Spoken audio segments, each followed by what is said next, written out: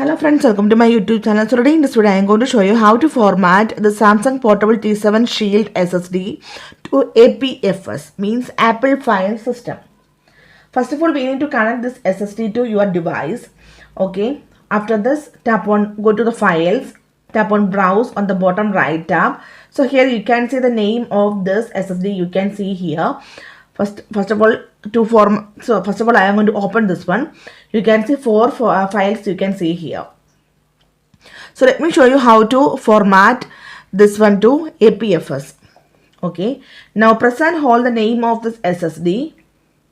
Here you can see the option erase. Tap on this one. Tap on the first option APFS, Apple File System. Tap on this one. Okay. Now tap on the option erase. Tap on erase. If you tap on this one, you can see it is empty. Successfully we formatted this Samsung Portable T7 Shield SSD to APFS. So hope you guys enjoy this video. Thank you for watching. Thank you. Bye bye.